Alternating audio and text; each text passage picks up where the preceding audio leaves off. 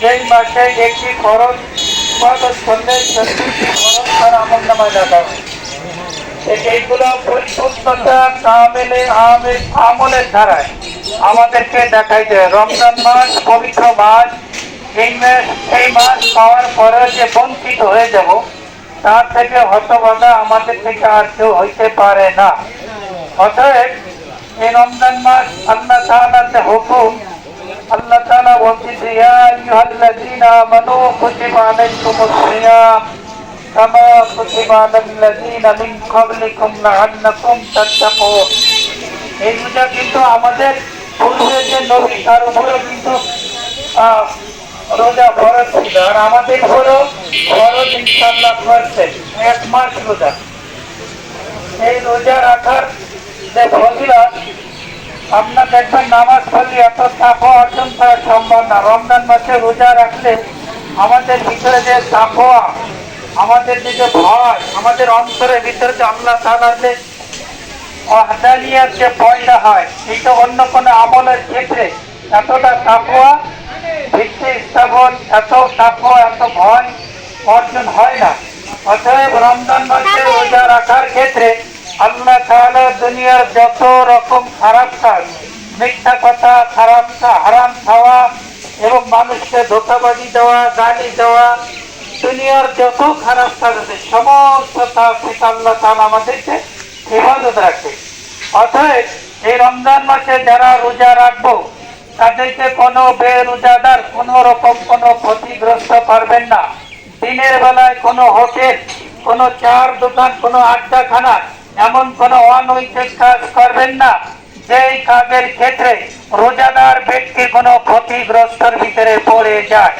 আমরা সকলে স্মরণ রাখবো, রমজান মাসে রোজাদার ব্যক্তিকে যদি কোনো ব্যক্তি খাবার খেয়ে যদি সে রোজা নাও থাকে অথবা যে রোজা থাকে, উভয়ে যদি কোনো ক্ষতিগ্রস্ত করে রোজাদার ব্যক্তিকে, এই রোজা থাকা ব্যক্তিকে যদি কোনো ব্যক্তি বেরোজাদার যদি খাবার দাবার চার দোকানে অথবা কোন রকম কোনো ডিস্টার্ব করে, রোজা না থাকার যে একটা গুনাহ, তার থেকে ডাবল গুনাহ আপনার আমলনামায় লেখা হবে।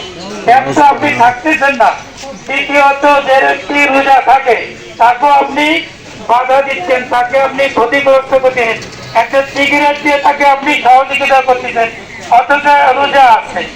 একটা ভাই রোজা আছে, তার সামনে একটা চুরুট খাচ্ছে, একটা ভাই রোজা আছে, তার পাশে একটু আপনি চা খাচ্ছেন, একটা ভাই রোজা আছে, একটু সিঙ্গারা খাচ্ছেন।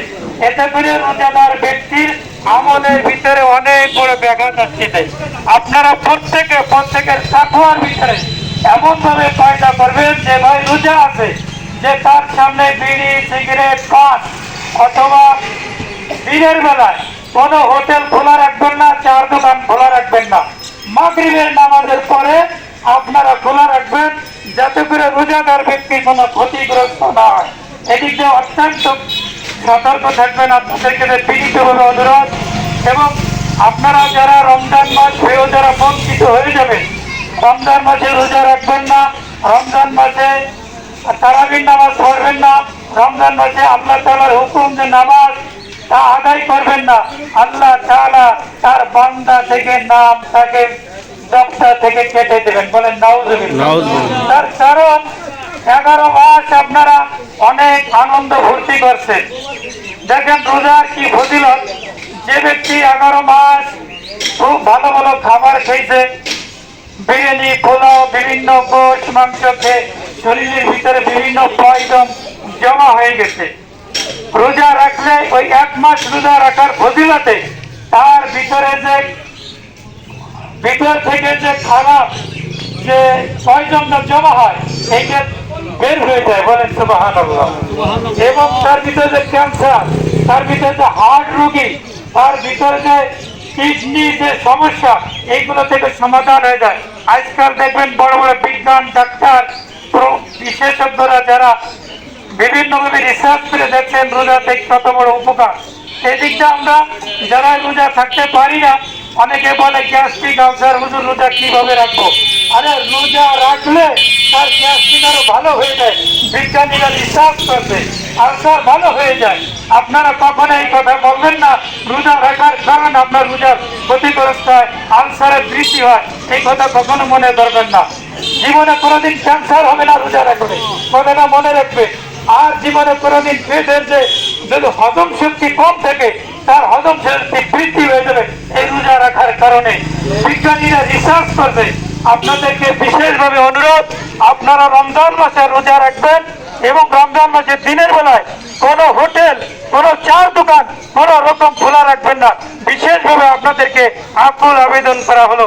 আমার ভাইরা, রমজান মাসের ফজিলত আল্লাহর পক্ষ থেকে আসছে, এটা আল্লাহর হুকুম। আল্লাহ নিজেই বলছে যে ব্যক্তি আমার হুকুম পাওয়ার পরে আমার হুকুমকে পালন করলো তার জন্য জান্নাতের ভিতরে একটা রায়্যান বানাতে দরজা আছে, যেই দরজা একমাত্র রোজাদার ব্যক্তি ছাড়া কোনো ব্যক্তি প্রবেশ করতে পারবেন না। এই জন্য রোজাদার যারা রোজা থাকতে পারেন না, আপনাদের কাছে বিশেষভাবে অনুরোধ, রমজান মাস প্রিয়, রমজান মাসে রোজা রাখবেন। এই রায়্যান যে দরজা, এই দরজা দিয়ে একমাত্র রোজাদার ব্যক্তিরাই প্রবেশ করতে পারবে। এই জন্য এই দরজা থেকে আমরা কেউ বঞ্চিত হবেন না ইনশাআল্লাহ।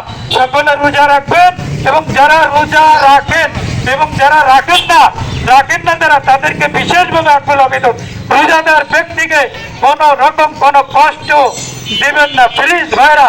রোজাদার ব্যক্তিকে কষ্ট দিলে একবার হলো না